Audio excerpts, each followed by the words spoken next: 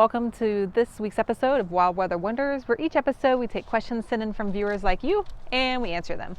So today I'm going to do something a little bit different. Instead of answering a question, I'm going to do a 2023 year in review. So 2023 was packed with events for our office, and I'm just going to go through some of the events that were significant. We've had things like tornadoes, a hurricane, drought, freezes, fog, severe weather, strong winds. We've even had retirements, new hires, and babies. So let's talk about a little bit of those events that we've had that have impacted our area. So to get us started, we're going to talk to Austin in the office in just a second. He's going to kind of show us the big picture of 2023 when it comes to significant events. So let's talk big picture about weather conditions across the area. Christiane's going to talk about specific events, but in terms of what we experienced here, broadly this year was warm and dry, at least compared to what it would be normally. So on the screen up here, I've got a map of temperatures across the area, the average temperatures on the left, and the graphic on the right shows how those compare to normal across the area. So broadly across our area, 2 to 3 degrees above normal was our average temperatures each day. So that means that when you take the high and the low temperature and you average those out across each day, they came out warmer than normal. It's not so much because of the fact that the temperatures were so much warmer in the afternoons, but the overnight lows, those morning temperatures, were where we really saw the warmest weather. And a lot of that actually comes to be because of the fact that we were in a persistent southwesterly flow for a significant portion of our summer months. And when we have southwest winds, that means warmer, more moist, more humid air comes in, and when the air is humid, it just can't cool off as well. So that was a big reason for temperatures.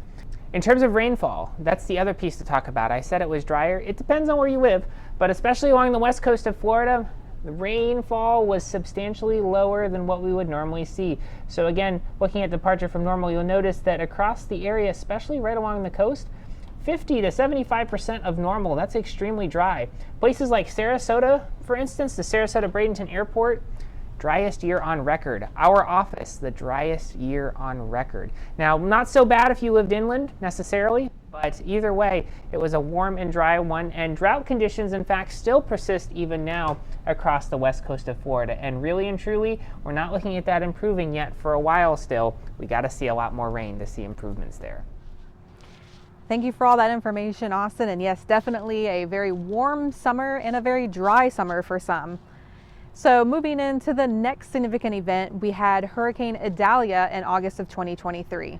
Hurricane Idalia was the only landfalling U.S. hurricane of the season. At Category 3, it made landfall on August 30th at 7:45 up in Keaton Beach, Florida, which is in the Big Bend area. One of the most significant impacts of Hurricane Idalia were the storm surge impacts.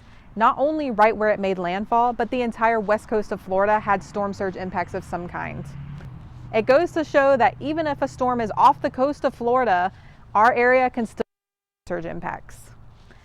Another important piece of information when talking about parallel storms to our coast is that if there's just a little wobble in the track, it can change significantly where that storm makes landfall, as you can see from this graphic here. If it shifts just a little bit, it could be impacting Tampa or Cedar Key like we saw with Idalia. Always be prepared if a storm is anywhere near the coast of Florida. Just a couple months after Idalia, we had a tornado outbreak in the west coast of Florida with 6 tornadoes touching down. 2 of those tornadoes were categorized as EF2 tornadoes with wind speeds of 115 to 125 miles per hour. The first EF2 tornado made landfall in Clearwater along Clearwater Beach in Dunedin, causing significant damage along its path. The next one was up in Crystal River in Citrus County. And then we also had other tornadoes that made landfall in Sarasota County, Pasco County, and other areas of Pinellas County. Luckily, even though these tornadoes were mostly overnight, there were no fatalities or significant injuries.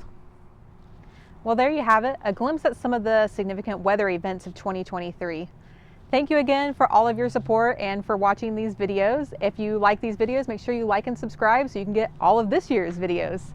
Here's hoping that your 2024 is great and full of beautiful weather.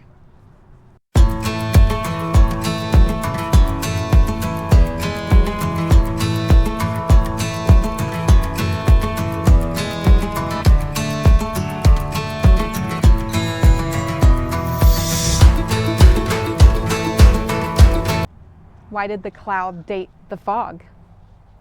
Because he was down to earth.